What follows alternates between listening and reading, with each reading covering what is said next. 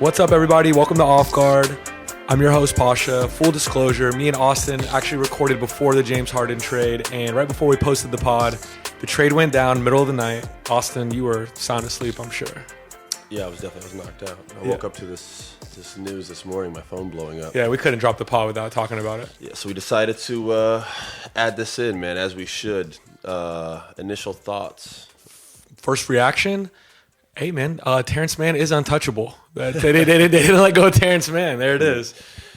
Okay, let's go into Philly side first. I love the trade for Philly. I think the initial thought of a lot of people is that they got fleeced. That's all I saw in the comments. I hate everyone saying, like, naming the players they got and not understanding that these guys are going to be off the books next year, along with Tobias Harris. It's not about the players that Philly acquired. They're not keeping Marquise Morris, bro. You know what I mean? Like, nobody wants that. Like, they got players that they're going to essentially get off of. Well, like you said, Tobias Harris's contract also as well, getting off the books. They're going to have tons of cap space.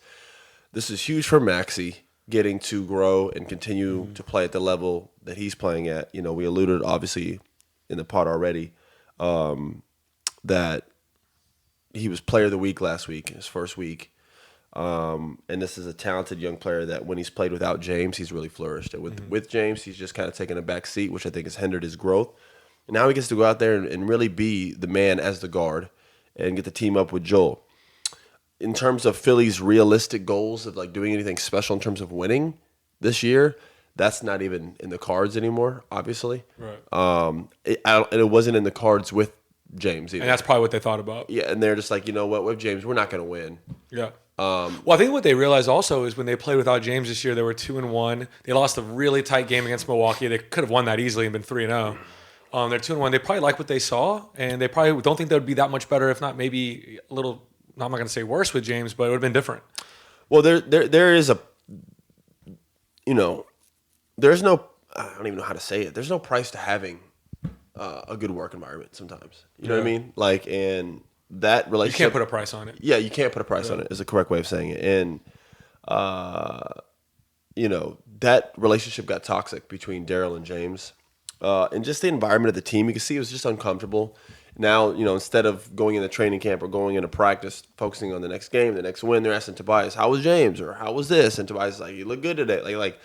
That type of energy is just, like you said, it's cancerous, it's toxic. And then on James's side, he didn't want to be there. He felt betrayed.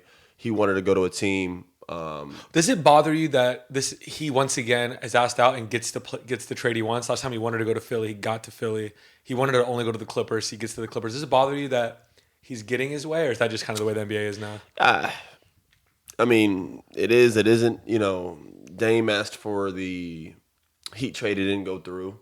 Obviously, James is. You know, he wanted to go to Brooklyn. He got to Brooklyn. He wanted to go to Philly. He got to Philly, and now he wanted to go to. He wanted out of Houston, obviously, and now he wants to go to LA. And he got to LA. He's back home, where he's from or has roots.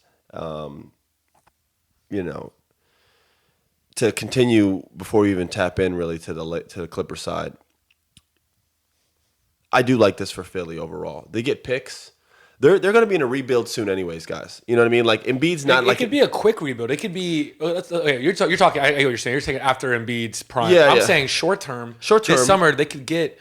OG. They could get someone like that. They can go get talent. They're going to have tons of cap space. Right. They have picks with it, and you have Maxey and Embiid. Yeah. And then they have like nice young talented players like Paul Reed and Springer and if Joel's an MVP level again this year, like so far he has been, and Maxey's an all-star, and this summer you can add, who's going to be available? Zach LaVine, DeMar DeRozan, someone on the Bulls, OG, someone like that. You bring a third player in to two all-stars already. They're probably thinking this is the formula for. No, exactly, and it's a like we just said, it's a non-toxic work environment. Yeah, you got your MVP, you got a young talented star in Maxey, you have some young talented assets that you didn't have to give up. You're taking on a lot of expiring contracts and guys that, quite frankly, they probably don't plan to keep, and. Right. They might keep one of them. Maybe they keep I think out of that group, I'd probably keep Batum. Yeah. He's a guy that's low maintenance, can shoot, knows how to play playoff basketball, can defend a little bit. That's, essentially where their head's at. Because they're like, with James, this isn't going anywhere. considering the relationship that's now here and has taken place.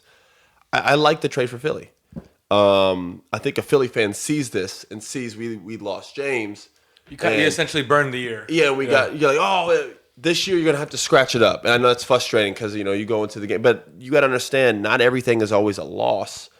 You know what I mean? This year you might not be winning a championship, but like, is Tyrese Maxey growing a lost season for you guys? No, absolutely not. Are these young players that are gonna get extended minutes now like a loss? No, like it's sometimes things just like there is like short term success and like steps to success. This might be a step for Philly to just get back in that competitive race again, like they were a couple years ago.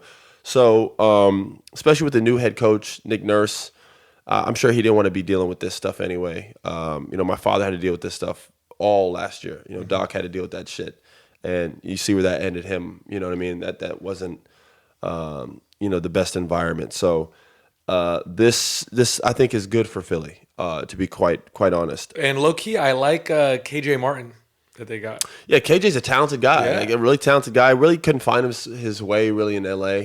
They had a lot of older players, and speaking of which, let's go right into the Clippers. Short term, this is exciting. It is. It's just another storyline. It is. Yeah. It's another storyline. Yeah. It's gonna put people in the seats for Ballmer. You have essentially 4 stars on your team, 4 LA guys, and they're all LA, which is nuts. Their whole thing is injury, with the exception of Russ because he plays just about every game. But they're all 4 healthy right now. So the question is, first and foremost, how long do these guys stay healthy, and can they, most importantly, be healthy and have some sort of a chemistry going into the playoffs, which is a long time from now. Yeah. Secondly, how does this work? On paper, it looks great. How does this work on the court? There's a lot of guys who like the ball in their hands on that team. Norman Powell scores with the ball in his hands. Bones Highland scores with the ball in his hands. James Harden scores with the ball in his hands. And I know everyone's like, well, everybody scores with the ball in their hands, but people who know basketball understand I'm meaning they need the ball in their hands to be productive. Like, not like catch and shoot, catch quick drives. These are guys who like to dribble and, make things happen and take time to do that.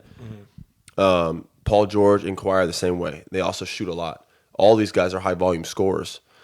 Someone's gonna have to take a back seat and really be a distributor. I feel bad. I don't want to say I feel bad, but I was happy for Russ. It just looked like he was in such a good state. Absolutely. And performing well and kind of like getting back to just him being happy and playing. It kind of looked like that second half of the season, DC Russ. Yeah. Like people expecting Russ to be OKC Russ. That's just not even fair, just due to just father time affects everyone. Yeah. And on OKC, he didn't have Paul George and Kawhi Leonard on Yeah, his team so either. like his number. Well, he did have Paul George, for actually a year. Yeah, for a year, yeah. Yeah, correction. But he's playing really well right now.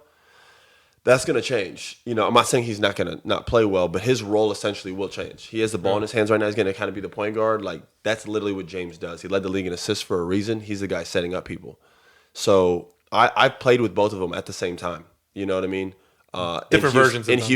Houston, for the Rockets. We all played together. And that situation really didn't work. I don't know if it was their fault. We had a weird team. You know what I mean? We had no It was a bubble year. It was a bubble year, and we traded Clint Capella for Covington, which was a weird deal because we had no center, and then like we're playing against the Lakers, and like that was a big deal. We were very undersized. This team is I don't know. It's hard to dissect. They're very exciting on paper. They got a lot of firepower. You got to think if they're healthy in the playoffs and you got all of them out there, they're going to be a tough team to beat. Yeah. You saw when Kawhi was healthy against the Suns last year in the first round. He's a beast. I mean, He won game 1. He just looks like a different animal in the playoffs, a la Jimmy Butler. But they start PJ. PJ probably starts there, doesn't he? I don't see how he start. I think you start Russ, James, PG, Kawhi, and Zubek. So I don't see how. Oh wait. Russ, James, PG, Kawhi, and Zubak. Holy no. That team would get defensively.